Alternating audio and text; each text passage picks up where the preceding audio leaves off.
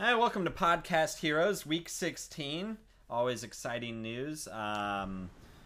We got some fun stuff coming up this week, that's for sure. Most importantly, though, is a whole bunch of news dropped about an upcoming patch next week. But the first thing I want to talk about is rank resets. Rank resets. Ouch. Exciting. I'm happy. Well, I'm so happy about now it. my rank is finally going up. And then they're like, all right, he's doing too well. You're done. Reset it. Right. No, yeah, but like you've talked about in previous podcasts, though, is the fact that people during early beta were using Broken Champions, specifically Stitches, Arthas when his Army of Goals was really strong, and other champions like that. They would just use the Broken Champions to help them climb up. And now it's going to reset them all back to level 50 where people are relatively balanced. You know, there's obviously a tier list of who's better, who's worse, and that kind of stuff. But now we're going to see who's truly good at the game versus who's not. I'm excited. So the important thing to know about that, though, is that you have to play 20 games first, and then you'll get your ranking. And then after the 20 games, really you're kind of on your own. That's cool. So there's a 20-game period. Yeah, there's a 20-game period. So like right now how it works, you know, you step in, you're right at level 50. You win games, you climb up. You lose games, you climb down. Instead, this way you get 20 games first, and then that happens. So it's not like everybody starts at level 50. It's just everybody's MMR is essentially reset to 0 or whatever, you know, the equivalent is, and you have to climb out from that. So my question is, they've already come out and told us that the matchmaking is going to have to do with your total number of games played. Do you think it's going to be fair for the total number of games that you've played to affect your ranking? Or do you think that it will? Or do you think it's going to be just win percentage? What do you guys think? I think it would be, hopefully it's win percentage, right? I mean, you would hope that someone who has played a lot of games and won a lot of games would have a higher rank than someone who's played a lot more games but also lost a lot more as well. Well, I think it'll really balance itself out. Somebody who's played a lot of games but just has hit bad streaks is obviously going to be better at the game than someone who's only played 20 games. I think it really... a lot of the fear that people innately have is that it's like, oh my god, what's the point? Like, all I'm going to do is just play. Like, all I have to do is just play. It doesn't matter if I win or lose, because I'll eventually just climb up anyways. I don't think that's going to happen, because if you don't show some skill, you're not going to go up in rank ever. Exactly. So if you're not winning at least half of your games, you're not going to be going up. I really do hope they fix it, though, because I'm currently in the issue where I am still above a 50 win percentage. I think I have 10 more wins than I have losses. But right now, if I lose a game, I lose more points than if I win a game. And that just doesn't seem fair to me at all. And I've done some research into that, and it does have to do with your MMR and your win statistics, but it also has to do with, say, you're currently ranked 24, and you get matched, or the average of the 5 people that you're with is ranked 24. Yeah. And you get matched against a rank average 17. Yeah. If you beat them, you're going to get more points. Right. And then if you lose them, you're going to lose less points than if you'd lost against, say, a rank 36 team. Yeah. Where you'd get less points for winning, but you would lose more because they're supposedly worse. Well, and I think part of my point is, like, why am I being matched up against, you know, a team average of 17? Why am I being matched up a team average of 36? There was a while there I was playing against, like, level 40s, despite the fact that I was in the 18, and then I'd end up losing because I'd have somebody on my team who was also ranked 40 and would just make really bad plays. And one person, particularly at that low ranking, because the game tries to compensate for it, and it says, okay, well, you have one really low rank 45 person. Let's give the other team a rank 45 person. But the skill variation between those two people, particularly at such a low rank, is massive. Yeah. It can be huge, because, like, what if one of those people is somebody who's played, you know, 100 games, but is still at rank 40, and versus somebody who just got to rank 30. It's like their third game, their third time playing ranked, and they're terrible compared to it. You're right. So it's hopefully with an increased player pool, we'll be able to see better averages, because right now it's like I just can't stand doing that. And it's going to be a good clean slate to start off with the patch, you know, a new map. Yeah, it'll be nice. Hopefully. Yeah, let's hope so. All right, so next let's talk about Monk. We have in previous weeks talked about his kit, Bentley's actually bought him because he is right now released on the PTR. And Bentley is known amongst his peers as the Monk because he once shaved his head to go to PAX with me, and he dressed up and he painted the blue arrow was there. Oh yeah. So the Avatar Airbender thing. Avatar: The Last Airbender. And it was pretty much the best cosplay ever, and he was in people's pictures all day long. And That's the cool awesome. thing is that the Monk Master Skin is actually has a blue it has arrow a stripe, on it. So I mean, I think Blizzard is just giving a good shout out. For all intents and purposes, not Avatar: The Last Airbender. Yeah, it's copyright purposes. There is no it's just a relation blue to arrow. Avatar. Yeah, exactly. But I think it's pretty cool that they're just branching out with these skins. I agree. And so, but let's talk about the really important thing. So we've already talked about his kit. We'll probably have a build hopefully next week, if not the week after that. For sure. But the cool thing that they talked about now is if you buy something with real money, so actual U.S. currency or, whatever appropriate currency in your country is, on the PTR, then it transfers over into the real game. So not if you buy something with gold. So if you had 15,000 gold and you bought Monk on the PTR, you will not get him on your regular account. But if you bought him with $10 or whatever it is, then you do get him on the real account. So you don't have to buy him twice, which is really good. It's a brilliant move because they're already cashing in on the hype of everybody when he comes out. Now they're cashing in on the hype of everybody who plays on the PTR. And so they've really shown that they're going to be using the PTR to good effect now. There's a lot more ways to help report bugs and that kind of stuff. But let's talk about the other important thing on the PTR is the fact that the new map is also on there, and you have played on the new map, right? So I have, and the fun fact is, it is the only map on the PTR right now. So it is the only. If you go into any kind of map, if you play Hero League, Quick Match, or AI, it'll only be Dragon. Infernal Shrine. Infernal. I'm sorry. Yeah. So I mean, get on the PTR. You can play it. It's really awesome. It's a 3-laner. So, and we already talked about the details last podcast, but since it's a 3-laner, it's extremely fun in a way. It's like another MOBA. You know what I mean? Like a similar feel to like the League of Legends. Open. You have room to. But you also, you're gonna have to team up a lot more. Okay. I mean, it's like any other 3-lane in the game currently.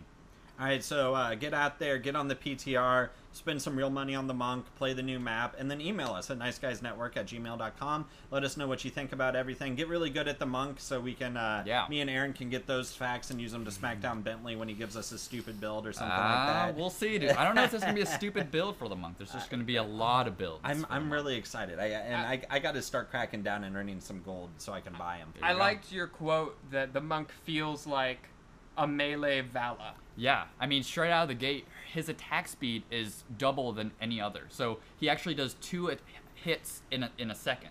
Really? Yeah. So is that just with that one trait, or is that no? So that's straight out of the gate, Okay. and then his traits will determine what happens with those hits. Oh. So like okay. every third hit, you'll get 100 bonus damage, or every third hit you'll heal your ally and you, or every third hit you'll get extra mana. Okay. Interesting that you heal your ally and you. That's very cool. That is good. Yeah. It's great. Well, and another reason why he kind of feels like the Vala, like we were talking about earlier, is Vala's the one champion in the game. I think I can safely say Vala's the one champion in the game that has well more than at least even 2 builds. Oh, yeah. You can build her 4 different ways. Oh, yeah. To great effect. It doesn't matter, what you do. Most champions 1-2 ways that you want to build them, just because of the efficiency of some of the talents. But Vala is the one champion that's completely balanced, and you were saying that it's like you felt there's no wrong way, truly, to build this champ. She's been like that since day one, too, right. I feel like. They haven't done anything to Vala, and she's just been still super sweet. So hopefully this will perpetuate a trend now, that more champions will have more variability, because I know that's something that they promised in the beginning, and it's really almost impossible to pull off in a MOBA successfully. Like, there's going to be a meta for a reason. Except for those auto-attacky, fast attacking champions like Vala. Raynor, Tychus. Oh, their damage is too high. Take the scale. Right. Yeah. It's so easy to fix. It's so easy to fix them. So, you're absolutely right. Yeah. So, let's talk about now, I think next on our list is Team League. Team League is getting changed up. Bentley, you were talking about it earlier. Why don't you break it down? Yes. So now, right now in the PTR, there is no more Hero League and Team League tab when you're clicking. It's actually all... I think it's all just hero. Ranked. Yeah, it's ranked. I'm sorry. Yeah, it's just ranked. And then depending on if you have a full 5 team in the lobby, and then you click on that ranked, it's automatically going to put you in a team league. If you have 4 or less, you'll automatically be in a hero league. Okay, So they kind of condensed it. There are no more named teams, and they actually went on and stated that anyone who spent money I think you had to pay money, right, to start a team. Gold. No, you had to pay in gold. gold. I'm sorry. Right, Yeah, so whoever had to pay That's gold. what I was going to ask. Are we going to be compensated? We You- were you at actually the will be. very You will high be. rank of rank 49. Yeah, and you were the one who paid all of it, weren't you? I assume that we will be compensated. You will be compensated. So. Maybe they'll give you Monk for free. Yeah, please. Wow. I would take it. Right. All right, so that's going to be a lot of fun, though, because, I mean, really, you kind of noticed in scrims and that kind of stuff, professional teams weren't using Team League. A lot of people were ignoring Team League because they were like, why use Team League when we can just group as 5 in regular Hero League? Exactly. We don't have to worry about climbing this team up. We're all rank 1 anyways, so, why don't we compete against 5 other people? So that's always good that they're changing that up. Really, I hope they kind of bring bans in because they don't have that. But it is important to note that if you are playing as 5, so if you are playing essentially the Team League equivalent, it is still first pick or first come first pick, whatever. So it's like even if you're the 5th person on your team, if you select first, you still get your champion first, that kind of thing. If you remember that happening at all, because that caused some confusion when we first started playing Team League. We thought, oh, Aaron's the top, the top pick, or the top person on the chart. So he has to pick first, but that's not the case. It's whoever picks the champion first. It gets it. And so it's going to stay that way in Team League. It will not be that way in Hero League, thank God, because that can just cause troll. So to clarify that, in Team League, whoever locks in their champion first is your first pick. Is your first pick, absolutely. So, but that also lets you, hover champions, and so you can talk about a team comp, and it's like, all right, priorities being, this is their way of making up for not having trades, I think, is because it's like, okay, we want Jaina to be played, but, let's say Aaron is our Jaina main on the team, but he got selected 5th. It's like, well, we don't want to give up Jaina to the other team and wait till 5th slot in order to try to get him, so Aaron can pick Jaina first.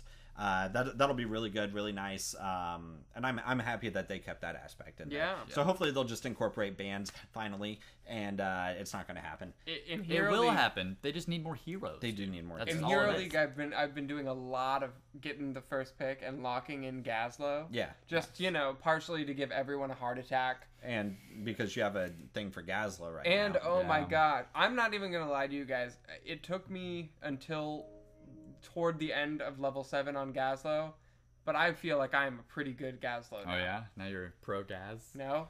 Yeah? No? Are you going for that master skin? I don't care that much about It's not master worth it? skins. Okay. You know what I think we need to do? We all need to pitch in and buy Aaron the Mad Martian Gazlo. Oh. Yes, for my Dude. birthday, the For your 15th. birthday. Your birthay's coming up. Happy early birthday, by you the go. way. If you're in Kansas City, I think we're all going down to Power and Light. Well, not Bentley because he's 12 years old. Or I'll whatever just it is. come over and drive you guys. There we I'll go. be Yeah. All right. There you go. Hey, you know what? You've promised it. We're holding you to it. It's Okay. All right. I'm down. Perfect. That'd be Great. fun. So Power and Light, Bentley's the designated driver. Let's all go get wasted. Perfect. Okay, we also got some champion changes. And these are actually really exciting because it's going to bring back a melee champion that I'm a big fan of. At least to have on my team. I don't like playing her. And then it's also nerfing an assassin that I'm sick and tired of playing against. So Aaron, you were going to talk about Kerrigan. Bentley's going to talk about KT. It looks like Bentley's pulling up the information for Aaron to look at in order to go point by point. But the basics of it, as I remember, is essentially her shield is getting buffed in that it lasts longer. a couple of the traits that nobody took because there were better traits just got built in, as well as sweeping grasp, which was, do you know that spell, her primal grasp, the cone in front of you, pullback, the pull, yeah, the pullback. that is automatically bigger because there's not a single person who didn't take that talent. It was the best talent to take. Like, why wouldn't you just skip Yeah, out on it? I mean, it ruined her kit Right. if you didn't take it. So you have to take it. So they just gave it to you, as well as they're increasing the length on assimilation shield. And let me read you what they've said. The developers' comments were, these changes are intended as a slight buff overall, and to provide Kerrigan with more options. Her level 1 range increased talent was almost always picked, so we made that baseline. Several new talents and mana alterations should allow Kerrigan players to try out some Ravage and trait-based builds. They got rid of, and this is interesting, they got rid of Season's Marksman. Kerrigan is not the stay in lane all game kind of type of champion. Yeah. They got rid of steering attacks, which sucks because I loved taking steering attacks on Kerrigan. Really? Uh-huh. Okay. They got rid of sprint and blood for blood, but get this. Instead of sprint, now there's Queen's Rush. Oh. Which is essentially the same thing, wasn't it? I think it's slightly slower. Activate to increase movement speed by 25% for 4 seconds. So is that longer duration, slower speed? But hero takedowns automatically activate this attack. Or this ability. So I can just picture the pentakills coming in because she can chase down everyone. Yeah. Which is good. And then get this, their blood for blood is gone. Essence for essence is in. Activate to steal 10%. You're real original with that one there, Blizzard. Good job. Activate to steal 10% of an enemy's hero's health. Gain twice that amount as Assimilation Shield. Now, I would prefer blood for blood. Why would I want the exact same talent, but it gives me a shield that will go away when I could just have the health? Well, because let's be real, blood for blood is kind of a broken talent. I can see its usefulness on some characters and how it needs to be used in order to kill tanks and whatnot, but I hate the fact that it's on like at least a quarter, if not more, of the characters out there. In order to, I really think they just need to start phasing it out. Only keep it on certain characters. Yeah. But the entire idea behind, Heroes of the Storm was to get rid of items in the game. They did the research. They found out, and it's like people don't give a flying rat's butt about having, the items in there. They just, want the stats that go with it or whatever. And now we see, it's like Seasoned Marksman, Giant's Killer, Bolts of the Storm, Nexus Fury, Blood for blood. It's like these are all things that at least a quarter of the characters have, and it kind of removes an identity to the characters by giving it something that everybody picks. It's like, come on, every Raynor, every Falstad, every it's like people who can get Seasoned Marksman are gonna pick Seasoned Marksman because of how strong it is. Yeah, I don't disagree. I don't mind the name changes. I don't mind that they're unique.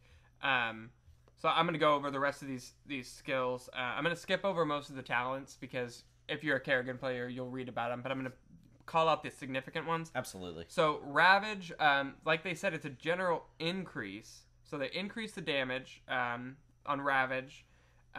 They decreased the mana cost, which is good because that ability should not have cost so much. One talent that's worth mentioning is you can increase the range on that up to 40%. Okay. So Wow. that's a lot of range. That's insane, yeah. So you can just fly everywhere, and then you pair that with the one where you can jump to allies, and you just have your getaway method. Okay. So that's going to be interesting. Impaling Blades, which a lot of people know is, the Kerrigan staple. Can you land your W? Then you're playing it right. Yeah.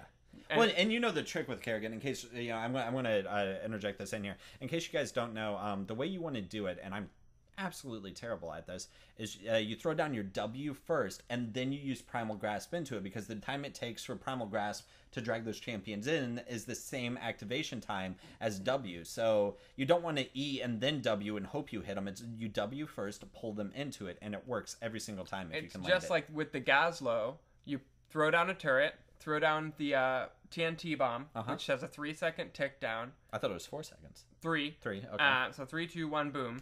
So maybe 4 in actuality, but so you throw that bomb down, you walk around for a second, put down a turret, then lay down your grav bomb on top of it.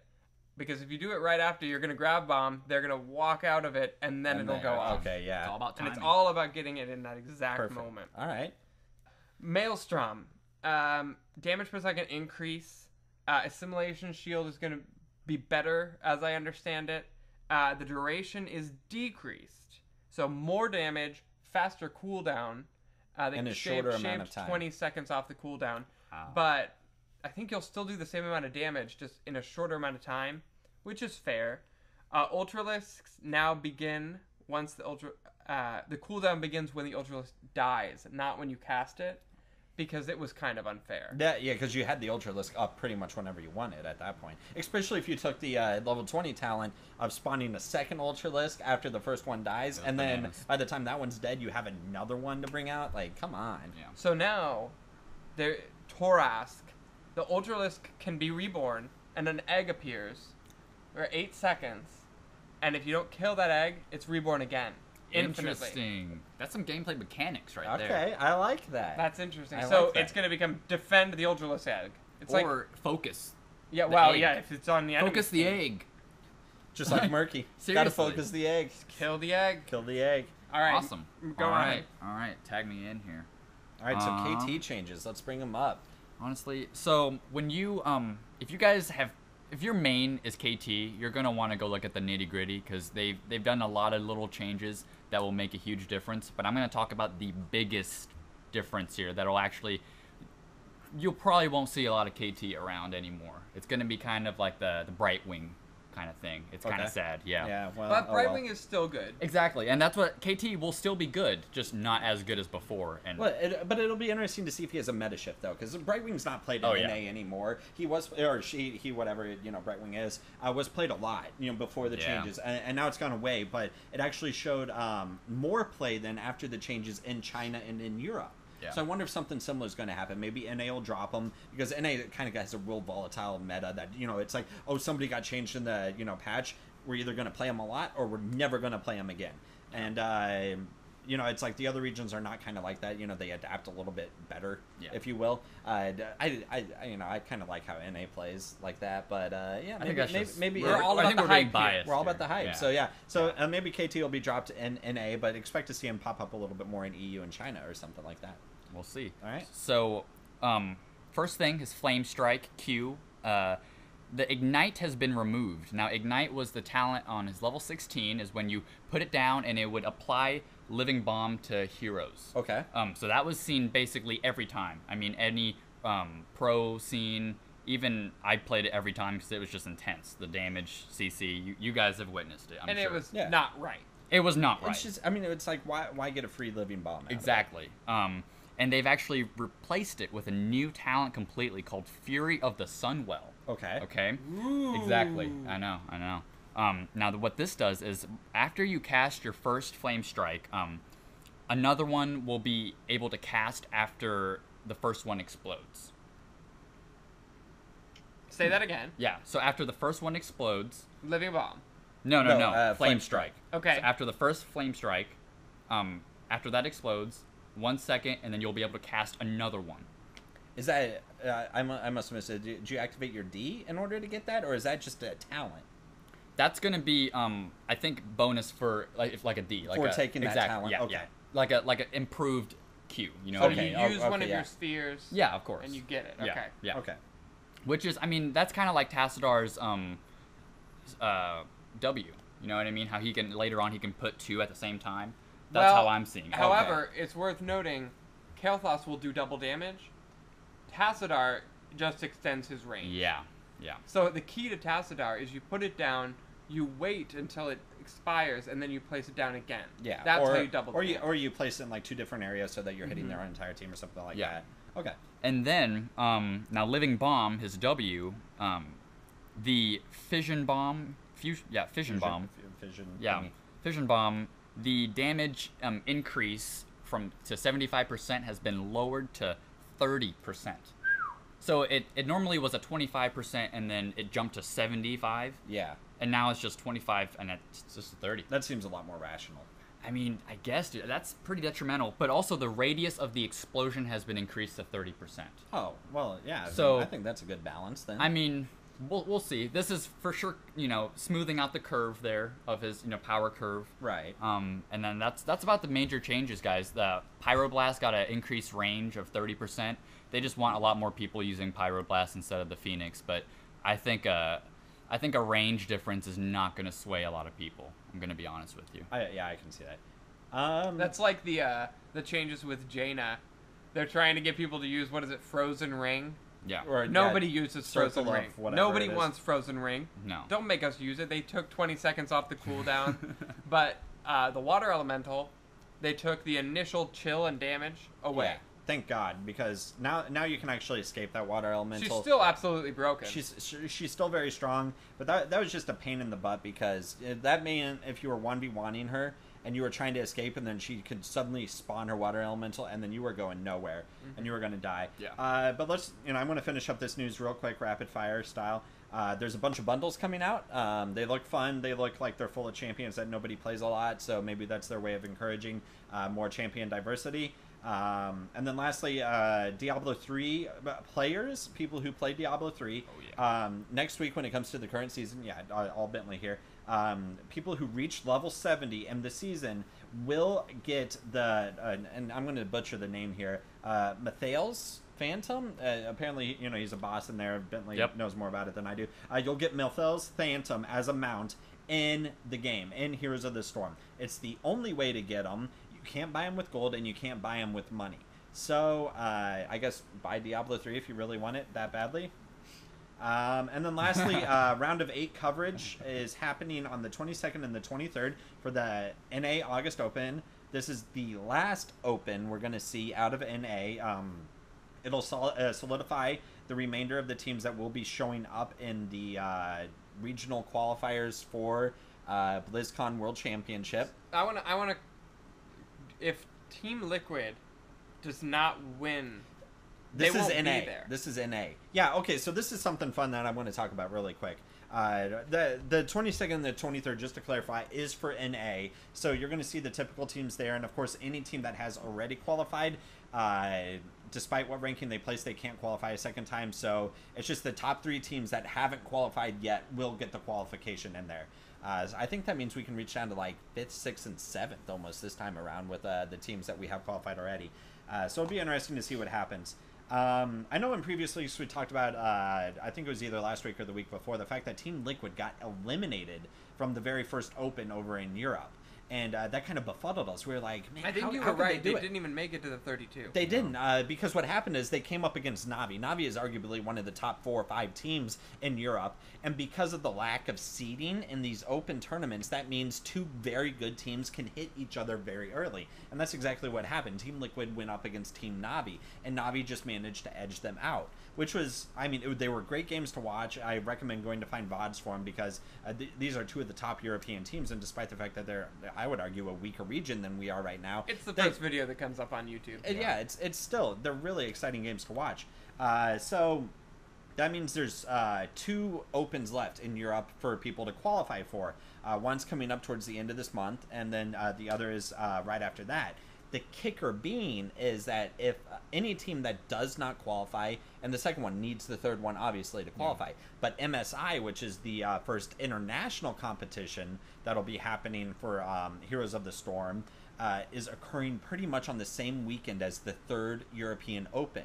So that means if Team Liquid, and I think the only other team from Europe that's going to the MSI has already qualified for their regional competition, so they're not worried about this. But if Team Liquid does not qualify at this next Open, if they happen to hit like Navi, Fnatic, or something like that again, and they get eliminated too early, that means they have to pick between going to the 3rd Open in order to qualify for regionals or go to MSI. Wow. And really, honestly, the only decision for them is to go to the Open. They need to qualify for regionals because, sure, winning the MSI would be great because you play against other nations' metas and learn about them in preparation for the World Championship. But what's the point? But if you're not in the World Championship... What's the point? Exactly. So this will be really exciting, and we'll definitely keep you guys abreast to this. This is why I love esports here. This is intense. This is great. So, best of luck to Team Liquid. I would really love to see them at the World Championship and at MSI because I do think they're one of the top contenders in the world. And really being able to see all that competition and let NA kind of beat up on them would be a lot of fun too. Hopefully they win at the next Open. If not, man, that's brutal. Yeah. All right, so sorry, that was my little rant and rave about esports this week. I don't think I have any more news as far as esports go. So we got the exciting free week announcement. Aaron, I think you have something for us. Oh yeah.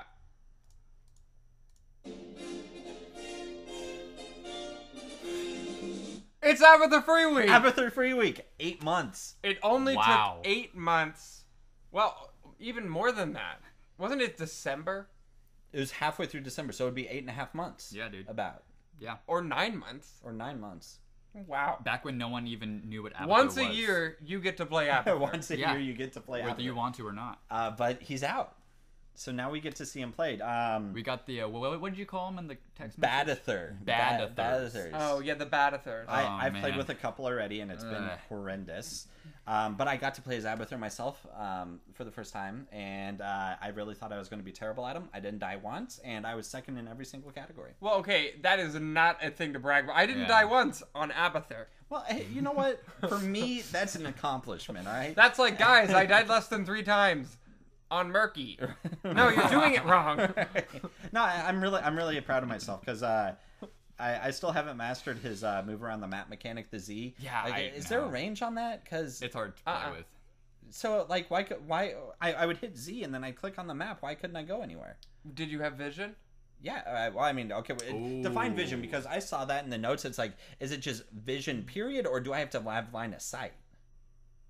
It has to be lit up. You know what I Has mean? to be. You No can't fog be of in the war. fog of war. It can't be in the fog of So war. if That's an not what line ally- of sight means, but so vision. Right. Yeah, no, vision. okay. So, and maybe that's what was throwing me off some of the time. But it only seemed like I got to tunnel a couple of times. Luckily, it didn't really screw me And at it any can point. screw you up. Say you click, right toward the end of where your minions are walking, just to get there.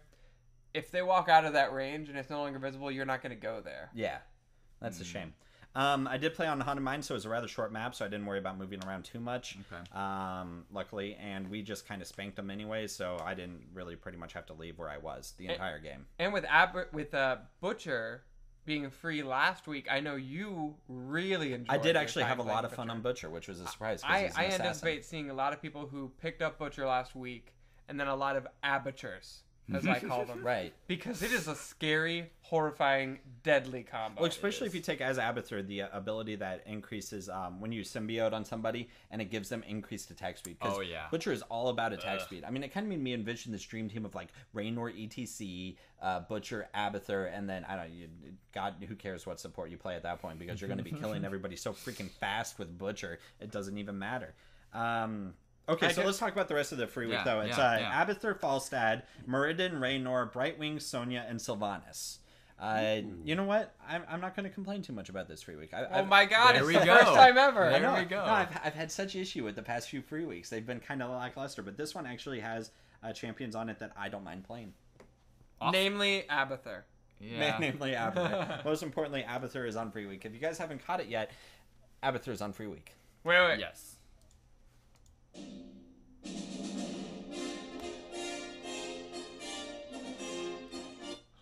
Anybody know what it's from? Monty Python. Of course. Monty Python. Of course. Gotta love it. Gotta give credit where credit is due. All right, so what's your guys' top 5 here? What's your dream team? Your five man dream Obviously, Brightwing, Muradin, Raynor, Sylvanas, Falstad. team. So no Abathur. No. The long and short of that, no. Okay. Mine is Muradin, Brightwing, Raynor, and Falstad. And then Sylvanas and Abathur, I would depending on the map. Okay, fair enough. Purely on the map. Yep. I'm going to go ahead and say Brightwing and Muradin because those are the two obvious choices here. Yes. And then let's throw in Raynor, who I think is going to be a lot more prevalent in the meta very soon. And then why not Falstad and Abathur? Throw in, we have 2 auto attack champions, put Abathur with them. Come on. Yeah. And you take that ability where he gets to copy someone. Oh, hell yeah. I think it could be very strong. So we agree I would disagree there. I would Well, say it's okay to be wrong, Aaron. Well, I would say that that the Ultimate Evolution only goes really well when you have a really strong melee champion to copy. So like Butcher, Illidan, Illidan. Zeratul. There you go. All of those Okay. people. So it's you would recommend only using Ultimate Evolution on melee champions, not I'm on not saying ranged it's not champions. always an option, but when you think of what's gonna redefine the entire fight, having 2 butchers is going to change things. Or having 2 Hyenas. What about 2 Muradins? Oh my. But that's just a lot of sustain. But Jaina won't really benefit because Abathur's Ultimate Evolution gives you 25% increased attack damage and attack speed. Yeah, Why so do the I idea need is that to, on Jaina? copy somebody who has auto That's a good attacks. point. That's a good point. And that's why I said Raynor, because Raynor, just the auto attacks on him are Yeah. insane. Yeah. So So we I don't know. agree no Sonya. You know what? It hurts me to say no because I do love that 2 warrior meta, but Sonya's essentially an assassin in my eyes. Yeah, I mean, I falter to even call her a bruiser because she really is an assassin. She's one of those characters that I really need to spend a week playing almost exclusively, like I did with Gazlo, just so that I can reanalyze where she actually is and how I feel about her. Because I don't see her ever. This week's your week then, dude. This week's your try. Well, I own her, but I just never play her. She is a very unique champion in that I think a good player on her can be game changing. Every other type of player on her is just like, oh my god, please, please, please do not do that on my team. Yeah. So, but Brightwing and Murden are just the 2 obvious choices here, though, because they're the only ones in their true role, a true tank and support here. Exactly. So I think we're both agreed on that. I don't know. I'm gonna have fun this week. I think Yeah, dude. I already own half of these champions. I haven't played Brightwing yet once, so I need to do that. And then I don't know. We'll go from there. All right. So before we get into map stats, before we get into Watch Us Climb, first we're going to talk about a couple of other changes that came in that are going to be included on next patch, and I think these were important enough to exclude out of the news. These need to kind of have their own standalone segment. The first being Battlefield of Eternity.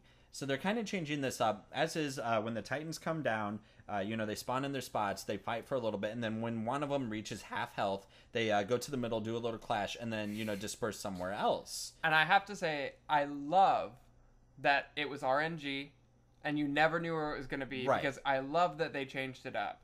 However, it can lead to situations where one team gets kind of screwed by the RNG. Exactly. Yeah. So I just thought that was a part of the game. But what they're going to be doing now is the heaven. So the angel will always go to the right, which will be the hell side, and the hell angel, demon, whatever, will always go to the left. So he'll always end up on the light side. So that's not to say they're going to spawn there after the first clash. Yeah, after the first clash, that'll always happen. So there's no set to their spawn, I don't think. We were arguing about this earlier. Did we ever discover? I don't know. Do they spawn in the same spot every game? Because I haven't really paid that much attention. Because I thought that they spawned on their respective sides and then they would swap. But you guys said that they would sometimes spawn, like the heaven one would spawn on the hell top side. Or something like that. So I'd rather we follow up with you next week. How about put down in the comments below what you know. If you know, and then if not, we'll play some Battlefield of Eternity, hopefully, because it's my favorite map right now. Hopefully we'll play some more, and we'll definitely take note of it. Until Infernal Shrines comes out. Hey, we'll see. All right, and the other change on Spiders. Tomb of the Spider Queen. Tomb of the Spider Queen. The web weavers and their minions, after 15 minutes, are going to get a buff. What is it? What's it? 50%? 50% buff scaling. So it's like it's almost an exponential increase for them. Oh, yeah. So that means the games are going to be a lot more concise and a lot shorter. Yeah, steamroll. And here's what's going to happen. And here's what you need to be thinking as a skilled Heroes player. Right about 14 minutes or 13 minutes even, you need to take a look at your gems and find out how you are going to have exactly enough to turn in at 15 minutes, but not before. Yeah, because that or a little bit after 15 minutes, because that's when you get that increase. You don't want to turn in all your gems at 14:30 and then have a weaker champ when you could have waited 30 seconds. And then it would probably cost you. Yeah. Or on the flip side, make sure you kill your enemies with a lot of gems before that 15-minute mark. Right. Don't let them turn in right at that peak. But that's pretty standard, though. Yeah. And we had a conversation don't earlier. ever let them turn in ever. Well, now it's that 15-minute mark that'll actually make a huge difference. That's true. We had a conversation earlier about how we even need to reanalyze how we play, because we need to have that as the time is going on, our play style needs to be changing. Yeah. And we were pretty good at that, but it's so clear that they want to shorten the games and keep them nice and concise. So we need to be playing like that. Absolutely. All right, so let's talk about map stats. We gotta. Wait. Oh, sorry. Map stats. Eventually, we just need to get a recording of that. We add will some need- music No. to it. Kind of do a little. We are a live show. Okay, fine. We're a live show. This week we're talking about Dragonshire. What are your guys' opinions on this map? Do you like it? Do you regret seeing it pop up? I love when I play Dragonshire every time. I really enjoy it. I like how the objectives are. It's one of my favorite maps. I love watching, and you're all going to see it this week, when everybody on both teams is dead, and the enemy team has has both temples, and then you see the freaking little worm Little pop up in there, Abathur. Yeah. and he takes it, and you're like, no! Yeah. It's like, please don't do that, Abathur. Please, I think please. it's a pretty balanced map, you know, I and agree. it's a good test to what your team, how your team is working together, and how you are individually, like at capturing points and knowing where to go. Okay. You know, grouping Yeah. up. All right, so the important stats here, shrines spawn initially at 1:15 seconds.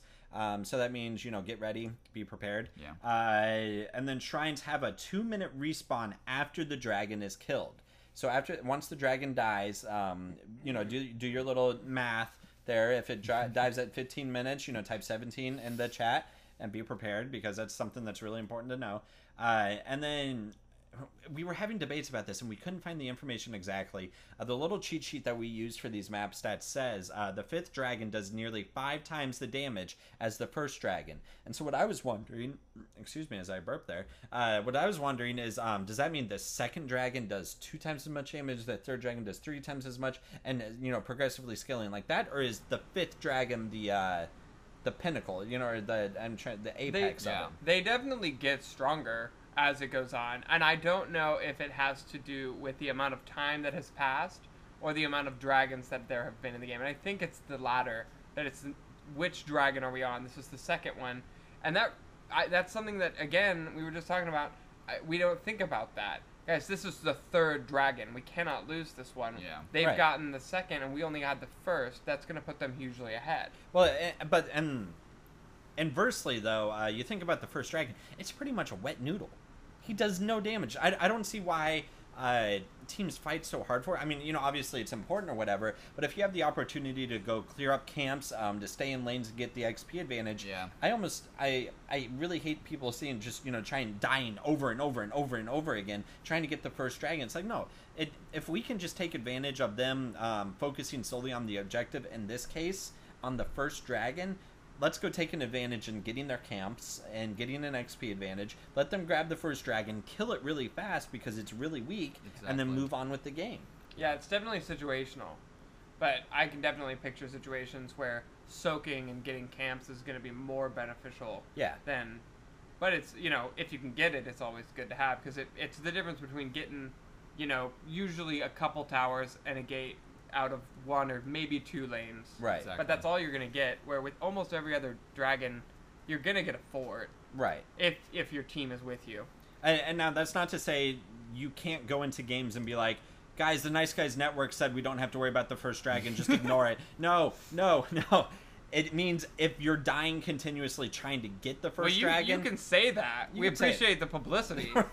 Yeah, link us in there. It's twitch.tv/niceguysnetwork, niceguysnetwork@gmail.com. If you don't say that... Podcast_heroes. Isn't it true that if you type that at the beginning of your game and you're playing... You're pretty much guaranteed to win. You get 25 or 24 extra attack damage every hit? Yeah, and then you're automatically leveled up to level 4, so you start at level 4 compared to level 1, things like that. Now, but seriously, don't ignore the 1st dragon. It's just don't put as much of a high priority on it if you're having a hard time winning it, because at that point that means your team is always going to lose the team fights against the other team. Maybe they just have a better team structure that way. So go focus on getting the XP advantage, meaning you'll win the next team fight. So, Billy, what is your favorite team for Dragonshire? Gosh, this is a tough one for me. So, obviously you want a high mobility team because you want to be able to fly between the 2 objectives. So I can Funny you say fly.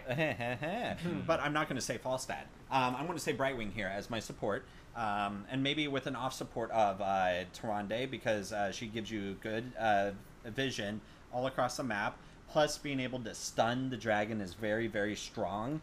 Because, you can throw down your stun, you can put that, okay, this is one of my favorite champions, Hunter's Mark. You can put a Hunter's Mark on it, and that gives you the ability to do the damage, That owl can interject someone capturing the shrine. Yeah, so if somebody's trying to capture the shrine, you can throw the owl at them and interrupt it. Oh, yeah. So, those would be my first 2 picks here. I'd like to see probably Johanna, because I think Johanna's the best tank in the game right now. If not Johanna, Muradin. So you got those 3 there, Johanna, Tyrande, Brightwing. Some damage. Yeah, and now you need the damage, of please. course.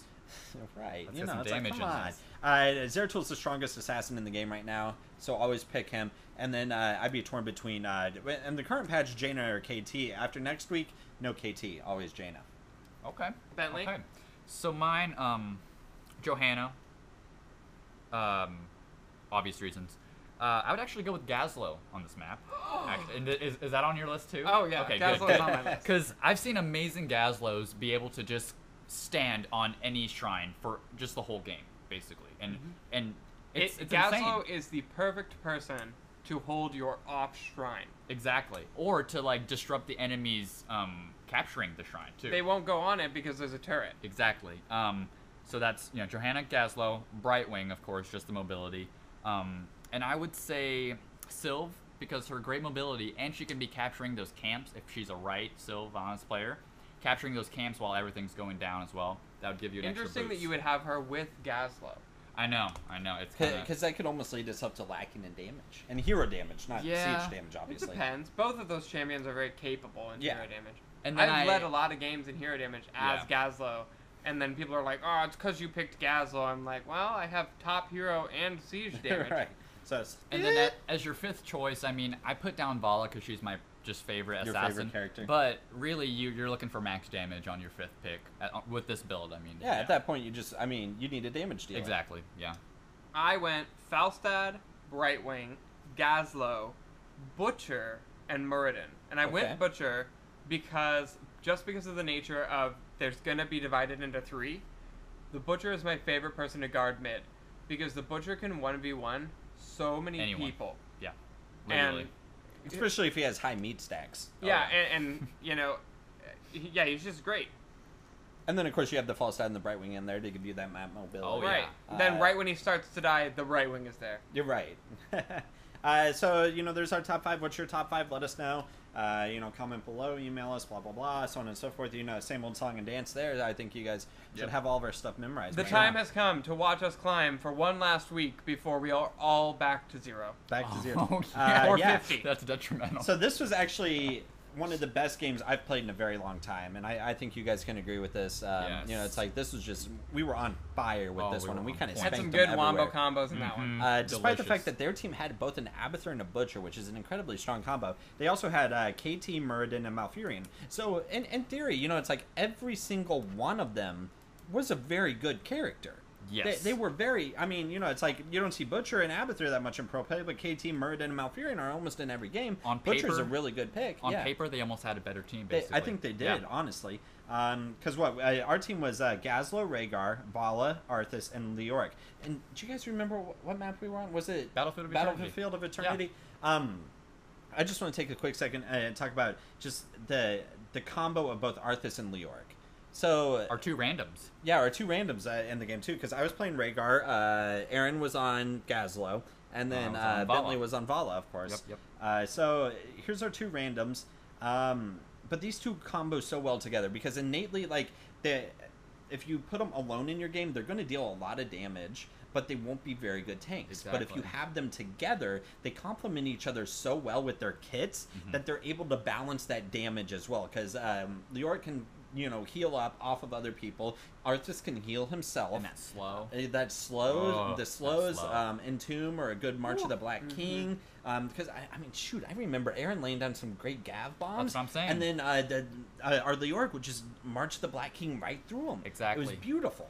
Exactly. So, I think this was a case of I think at one the point meta pick team versus the more skilled team, and the I more think at skilled one point team didn't won. we penta-killed him? Yeah. It no. was once I got the level 20 because you commented you were like, "Wow, the range on that grab bomb huge. is huge." It's Yeah, I huge. think And we- it is. It was a situation where we all just ulted them, and we got just a mega kill. You got the grav bomb. I put that vengeance down, stuns all around, and then Insta-death. exactly. And then Arthas's ult, and then Leoric with just a sweeping Right. hammer. And Got then it. this was also a case of the supports here. I think in any situation, 1v1 support fight, Rhaegar will always beat Malfurion because I believe that a burst healer will always beat a heal over time person. If you're looking for something crazy to try, have your 2 healers be Rhaegar and Malfurion. And then your you'll never team die. will never die. Never die. Because if Malfurion's not able to keep him up, Rhaegar's there to save him. Exactly. It's so Perfect. annoying. It is. What was keeping us in the game was your burst healing, and what was keeping the other team out of the game was Malfurion's not so burst healing. Yeah, Our basically. ability to catch Malfurion. Yeah, exactly. Yeah, exactly. So it was a good game all around. I had a lot of fun. Of course, Battlefield of Eternity is my favorite map right now. It's just so much fun. And this was just a great combo. We had the 2 Lich Kings in there. We had Vala, who's just a wonderful auto attack champion. Rhaegar's burst healing, as well as Aaron's ability to play Goslow better than almost anyone I've ever seen. Hey. It just if it gets you off Nova, I'm happy. So that's all I'm saying. So that's it for this week. Watch us climb. Quick shout out to Sporting Kansas City, who won 3-1 during that game. I was watching it. Oh my God, I'm so happy we beat He was Real Salt really Lake. upset we made him come over to do the stream during the I game. really wanted to wait until after the game, but it's fine. Whatever. It's done. So Aaron, take us out. Thanks for listening to Podcast Heroes, where we podcast about heroes. Well, we're on week 16 now, aren't we? All right. Episode 16. All right.